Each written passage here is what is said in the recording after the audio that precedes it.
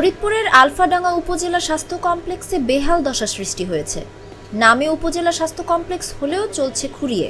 50 শয্যার এই হাসপাতালে চিকিৎসা সেবা নেই বললেই চলে। প্রতিদিন গড়ে 1 থেকে 1,500 রোগী এলেও তারা তেমন কোনো সেবা পান না। এ নিয়ে বিস্তর অভিযোগ রোগীদের।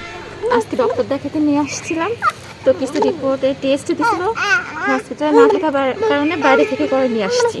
হসপিটালে থাকলে আমরা খুব ভালো সুযোগ সুবিধা পেতাম এবং অল্প টাকায় সব কিছু করতে পারতাম। চরম অব্যবস্থাপনা ও চিকিৎসকদের সেবাদানে অনীহার কারণে হাসপাতালটি এখন সাধারণ মানুষের কাছে ভোগান্তির আরেক নাম। স্থানীয়দের অভিযোগ, প্রায় 1,20,000 জনসংখ্যা অধ্যুষিত হাসপাতালটিতে তেমন কোনো সেবা মিলছে না। চিকিৎসক আছেন মাত্র 4 জন। যন্ত্রপাতির বেশিরভাগই অচল। এক্স-রে মেশিন দীর্ঘদিন ধরে রয়েছে বিকল। নেই কোনো টেকনিশিয়ান। হাসপাতালের ওষুধ সংকটও প্রকট। ফলে স্বাস্থ্যসেবা নিতে আসা রোগীরা পড়েছেন চরম বিড়ম্বনায়। বাধ্য হয়ে অনেকে প্রাইভেট ক্লিনিক অথবা জেলা শহর ফরিদপুরে ছুটে যান। মোট 6টি ইউনিয়ন এবং এর সাথে পার্শ্ববর্তী বোয়ালমারীর 2টি ইউনিয়ন রয়েছে। এই 8টি ইউনিয়নের লোকজন এই উপজেলা স্বাস্থ্য কমপ্লেক্স, আলফাডাঙ্গা উপজেলা স্বাস্থ্য কমপ্লেক্সে সেবা নিয়ে থাকে।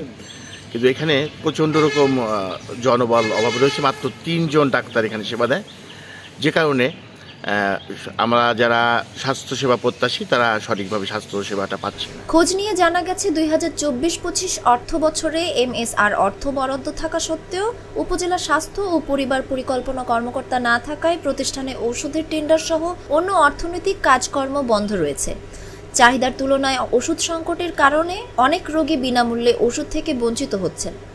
প্রতিকার চেয়ে ফরিদপুর সিভিল সার্জন বরাবর আবেদন করেছেন উপজেলা স্বাস্থ্য ও পরিবার পরিকল্পনা কর্মকর্তা।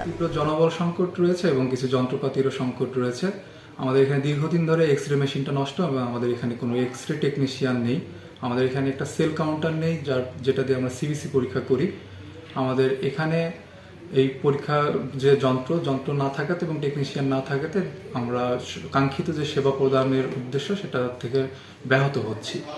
আমরা ইতিমধ্যে চাহিদাপত্র দিয়ে চিঠি করা হয়েছে। আশা করব যে দ্রুতই আমাদেরকে এই যন্ত্র এবং টেকনিশিয়ান দিয়ে আমাদের স্বাস্থ্যসেবা যে প্রদানের উদ্দেশ্য সেটাকে আরও ত্বরান্বিত করতে পারবো। স্বাস্থ্যসেবা আরও বৃদ্ধি পাবে আমাদের এখান থেকে।